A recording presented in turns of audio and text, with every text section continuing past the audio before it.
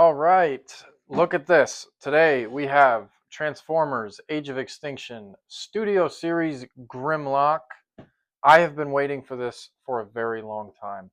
Um, I love the live action Transformers movies. Yes, even The Last Night, admittedly a bad movie, but it's got mayhem, it's got carnage, all the things I look for in a Transformers movie.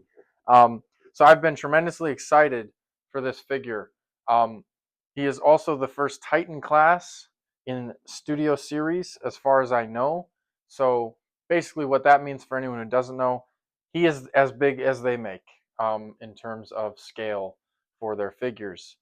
So looking at the box here, nice little Dino insignia there.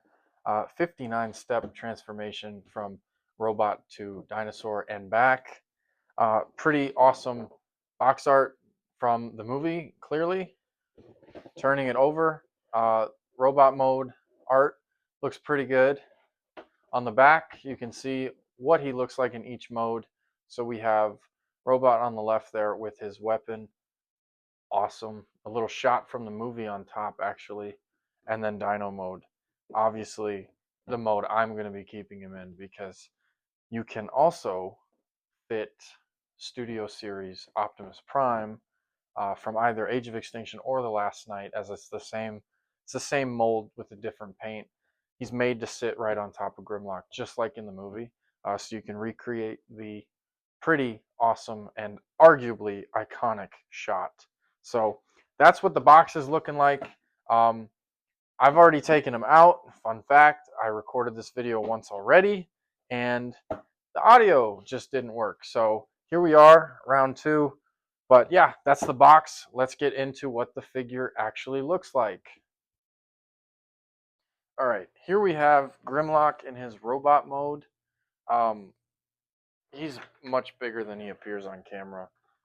Obviously, weapon in hand, he looks pretty cool. And then he's even got like a mallet in place of his other hand. It's just a little gimmick here. Comes apart real easy. Um, cover up his hand. So there's that. This is actually part of his tail, from what I understand, but extends obviously to make another weapon. Not so bad. It's a little finicky. I would have liked it to be stronger for sure. Um, but Grimlock himself looks absolutely great. Very, very sturdy joints.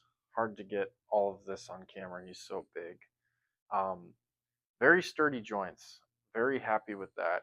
Loving the detail. I mean, you can see like almost it appears as if he's dirty, but it's like a natural wear and tear paint application to give him a more weathered appearance, which I really do dig. Great mobility. Again, very clickable joints that make him strong for posing. Um, really not a lot of bad to say. Honestly, I like the robot mode a lot. He carries his appearance for sure. Um, the back is not the most desirable sight, right? So you have almost what appears to be a tail. He does have a tail, but this is only a small part of it because, like I said, his weapon makes the tail. It is movie accurate, so that's nice, but it does give this like very, very back heavy look to him that I'm not crazy about. But honestly, it's not bad. Like there have been much, much worse like Transformers toys with or figures rather. They're not toys. Um, with backpacks. So I'm not upset about it at all. Um, let me go ahead and transform this guy and let's get a look at him in Dino mode. That's the mode I plan on keeping him in, just because it's going to look the best. Oh, real quick, let's get a look at how big leader class Optimus Prime looks in comparison next to him. This is the figure that's going to sit on him when he's in Dino mode. Um, that's kind of crazy. Like this leader class is probably 6 inches tall, so he's less than half. Just to put it in perspective for scale, I mean his weapon is significantly bigger. That's pretty awesome. So definitely digging the size of this. I know for a Titan, from what I hear, he's actually smaller than the average Titan, and people are upset about the price compared to size. But honestly, like, big is big to me, and when I put him on my display case, he's gonna look great. He's gonna be a statement piece, so I'm not too worried about it. But nonetheless, let's get into Dino mode. All right, so here we have Grimlock in his Dino mode. As you can see, he is an absolute beaut. He's about 2.5 feet long, actually, which is hard to get on camera. But I love the detail. Also hard to see on camera. He's got a very interesting paint color. It's not a normal like silver gray. It's got like a almost like a bluish green hue to it. I don't remember that being in the movie, frankly, but I think it looks pretty good, so I'm not going to complain. Um, so let's look at it. There's a couple nitpicks I have for sure. Um, you've got great flexion in the joints for posing, um, but the reality is you can only do so much, or he will fall over. So you're kind of relegated to leaning him back as a T-Rex would typically look, I guess. So not the end of the world. More seriously, I would say there are a lot of hollow bits on here that I'm not super fond of. Like you can see, look at that. I mean, that's a huge gap. So when you look at them like head on or at an angle, you don't get nearly as much of that. But for a figure that costs around $200, I kind of would expect a little bit better, honestly. I'm I'm not gonna say I'm disappointed, but you just don't want to see things like this. Let's get a perspective from further away here. Then you've got these pieces here, which honestly I don't know what the deal is. Frankly I'm not crazy about how that looks either. You can originally they start actually at the uh, calf ankle area, and I think that looks decent. But then you've got this part of his leg which is completely uncovered. So really there's no perfect solution. Um, like I said, I feel like I'm dogging on this figure a little bit. I really do like it. I'm really happy with how he looks overall.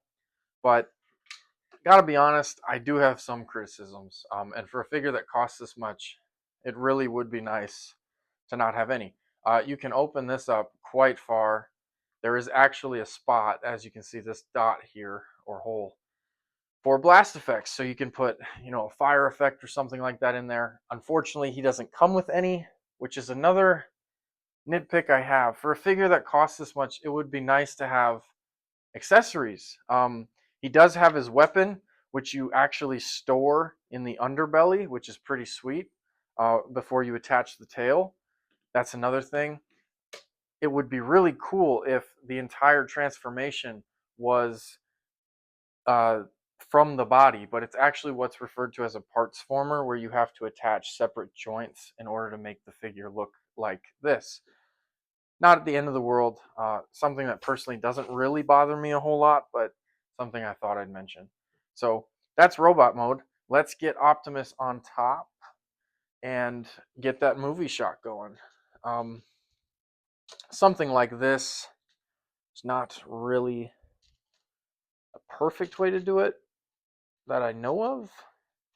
Um, but I mean, if you're putting this in a display case or just somewhere, at a distance, I mean, that looks awesome, right? Like that is that is why we buy these. He's gonna make a nice addition for my shelf, and I'm very happy with how this came out. I think I just wish there was a little bit less empty space on the figure, but overall, that's gonna do it.